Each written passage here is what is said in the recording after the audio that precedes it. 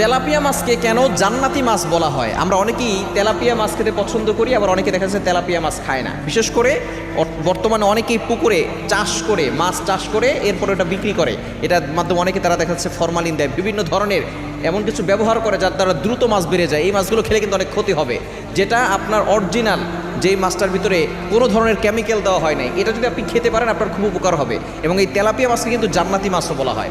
বিশেষ করে দুইটা নদী রয়েছে পৃথিবীর ভিতরে, নবীজি সাল্লাল্লাহু আলাইহি ওয়াসাল্লাম জানিয়ে দিয়েছেন এই দুইটা নদী সরাসরি জান্নাত থেকে এসেছে। একটা হচ্ছে নীল নদী আর একটা হচ্ছে ফুরাত নদী। এই দুইটা নদীতে বেশি তেলাপিয়া মাছ পাওয়া যায়, এই জন্য অনেকেই তেলাপিয়া মাছকে জান্নাতের মাছ বলে। তবে এই তেলাপিয়া মাছের ভিতরে কিন্তু অনেক উপকার রয়েছে। বর্তমান চিকিৎসা বিজ্ঞান এটা নিয়ে গবেষণা করে দেখেছে যে তেলাপিয়া মাছের ভিতরে অনেক উপকার রয়েছে।